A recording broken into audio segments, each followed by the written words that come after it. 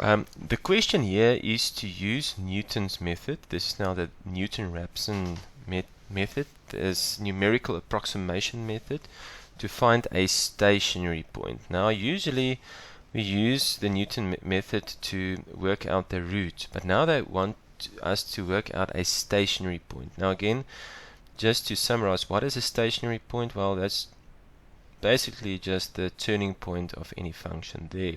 So instead of the roots or a root, we find a stationary point, and we need to find the stationary point of that function.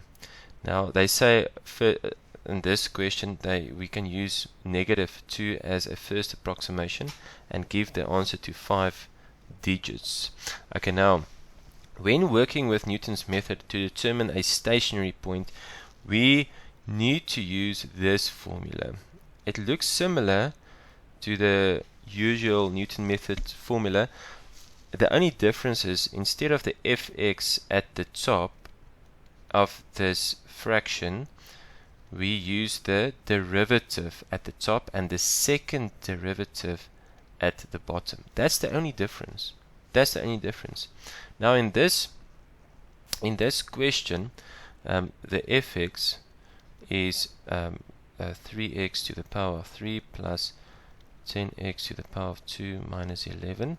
If we get the derivative of fx, well, if we differentiate this, the 3 goes to the front, so 3 times 3 is 9x, and you subtract 1 from the exponent, so it's 2, plus the 2 you multiply to the front, so it's 20x, and you subtract 1 from the exponents, is just 1, and then any constant just becomes a 0. So this is your first derivative. The second derivative will now just be 2 times 9 is 18, x plus, and 2 minus 1 is just 1, so it's x, and there it will just be 20. Okay, now this is what we're going to use now. So to find the second approximation, we use the first number, the number they said we must use, that's the x1, and we subtract and we substitute the x1 into the derivative, and we divide it by the second derivative at x1, and that's how easy it is, because now you just substitute all your values in there. Well, so we know again x is equal to -2, so that's the x1 in a sense. The x1, the first guess, is -2.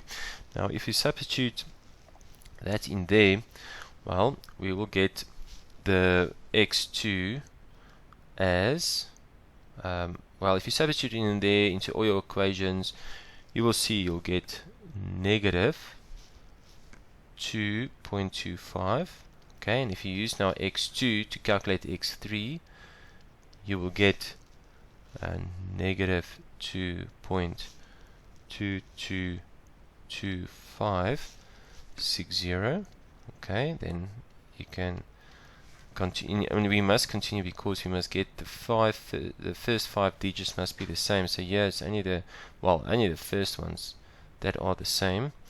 So now we need to continue to the x4, and if you use now x4, x3 to get x4, so then we have x4 is -2.22222, 2 just goes on, and then we can see here the first 5 is the same, and therefore the x value for the stationary point is approximated to -2, 22222, and there you have your approximated value of the stationary point using the Newton-Rhapson method. And well, it's just an adapted form of the usual formula we use for the Newton-Rhapson formula.